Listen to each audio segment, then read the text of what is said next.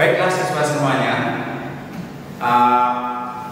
pelajaran pertama dalam fisika itu judulnya adalah besaran, satuan, dan pengukuran. Jadi dalam fisika itu kalau kita ingin mengenal fisika, yaitu yang pertama karena kita kenal besaran dulu. Karena besaran itu fisika itu yang kita pelajari. Semua permasalahan besar.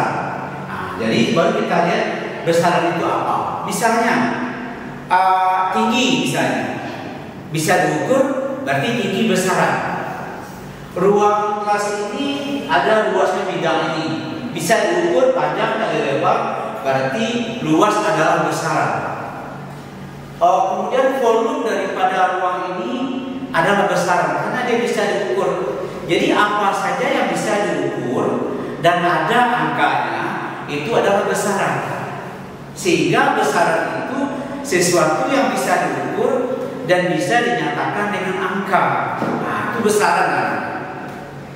Kalau begitu rindu bisa diukur? Kan tidak. Berarti rindu bukan besaran. Cinta bisa diukur? Kan tidak. Berarti cinta bukan besaran. Jadi rindu, benci, iri, sayang, dendam, ya, itu nggak bisa diukur. Jadi itu bukan besaran. Yang besaran itu adalah yang bisa diukur saja dan ada angkanya. Sehingga definisi besaran itu adalah sesuatu yang bisa diukur dan bisa dinyatakan dengan angka. Nah, itulah besaran. Kemudian setelah kita kenal dengan besaran, rupanya besaran itu dalam fisika terbagi 5. Apa itu yang 5? Yang pertama besaran pokok. Besaran pokok itu besaran yang sudah ditetapkan dalam fisika. Memang begitu ketentuannya gitu. Sudah fisika itu memang begitu. Sehingga dalam fisika besaran pokok itu ada 7. Apa itu yang 7? Massa yang bisa diukur pokok. Panjang juga bisa diukur pokok. Waktu, arus listrik, suhu, intensitas cahaya, jumlah zat.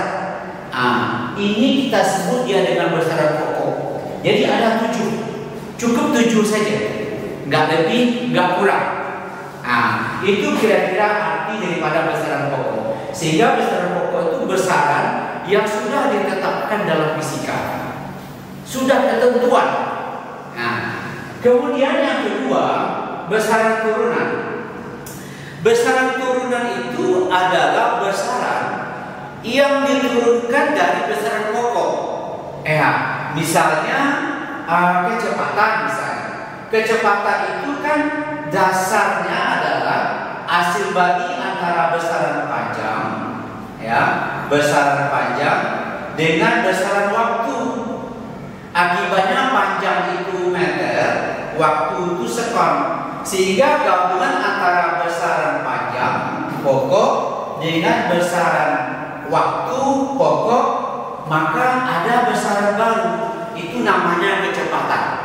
Sehingga luas, volume, kecepatan, percepatan, gaya, usaha, daya, tekanan, massa jenis, berat jenis, itu kita sebut dia dengan besaran turunan semua. Sebetulnya besaran turunan itu banyak ya, sampai ke kalkulator itu banyak. Ada nanti muatan listrik, ada nanti tegangan listrik, banyak sekali. Cuman yang penting itu di sini yang mendasar maksudnya ya. Kira-kira kita pakai setiap saat itu dihafalkan 10. Jadi maka jangan saja contohnya 10 macam besaran turunan. Karena ini sering dipakai dalam pemecahan-pemecahan fisika seterusnya. Jadi kalau begitu apa itu besaran turunan? Besaran yang diturunkan atau yang dijabarkan dari besaran pokok sehingga dapat lagi besaran baru, maka itu kita sebut dia dengan besaran turunan. Yang ketiga, itu ada namanya besaran tambahan. Besaran tambahan itu hanya 2 saja, yaitu radian dan steradian. Itu namanya besaran tambahan. Nanti ada kita belajar di gerak melingkar, ada namanya omega. Omega itu adalah hasil bagi antara V sampai dengan jari-jari. Jadi kecepatan sudut itu hasil bagi antara kecepatan linear dengan jari-jari. Kalau kita lihat tadi kecepatan itu meter per sekon, jari-jari itu meter, sehingga meter hilang. Akibatnya satuannya adalah sepersekon. Supaya dia bisa menjadi kecepatan sudut, kita tambahkan di sini radian. Karena omega itu satuannya radian per sekon. Jadi artinya radian itu termasuk satuan tambahan dalam fisika.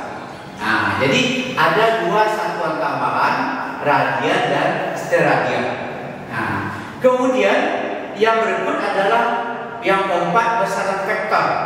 Jadi dalam fisika ada lagi besaran yang memiliki arah. Jadi arahnya itu penting, karena kalau arahnya tidak kita perhitungkan, nanti dalam hitungannya salah. Contoh misalnya ya, ada mobil mogok. Nah, mobil mogok ada didorong oleh seseorang itu dengan gaya misalnya 50 Newton. Ternyata mobil itu nggak bergerak. Ingin kita bantu, misalnya kita bantu dia. Tapi kita membantu itu di sini. Ini kita membantu. Kita berikan gaya misalnya 20 Newton. Makin tidak bergerak dia. Jadi kita artinya apa? Apa yang salah di sini? Yang salah itu arah. Jadi kalau kita ingin membantu, posisinya jangan ke berlawan arah dengan mula-mula. Posisinya itu harus searah. Jadi kita harus berada di sini. Kita bantu dengan 20 Newton. Akhirnya jumlah gayanya menjadi 70. Kalau saya kita bantu dengan arah berlawanan, gayanya menjadi 30 karena 50 kurang 20. Jadi kalau begitu, besaran yang menentukan arah itu kita sebut dia dengan besaran vektor. Jadi besaran vektor itu besaran yang ada nilainya, ada arahnya. Jadi arahnya perhatikan. Nanti kita lihat lagi ada khusus bab yang mempelajari tentang besaran vektor. Nanti kita lihat bagaimana besaran vektor itu. Yang penting sekarang besaran vektor itu adalah besaran yang ada nilainya dan ada arahnya. Ya, nilainya mana 50, arahnya ke kanan. Ini nilainya 20, arah ke kiri. Jadi itu yang kita sebut dengan besaran vektor. Yang terakhir adalah besaran skala. Besaran skala itu besaran yang hanya mempunyai nilai saja, arahnya tidak ada.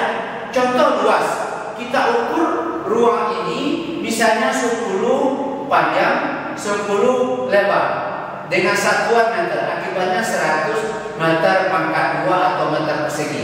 Ada arahnya? Arahnya tidak ada.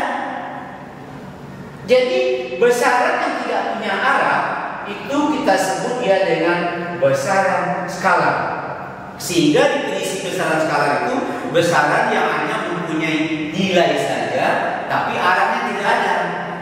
Begitu juga dengan energi, usaha, daya, dia tidak memiliki arah. Maka itu kita sebut dia dengan besaran skala. Jadi itulah kira-kira keterangan yang kita sebut dia dengan besaran dalam fisika. Oke, untuk seterusnya perhatikan video yang berikutnya. Terima kasih.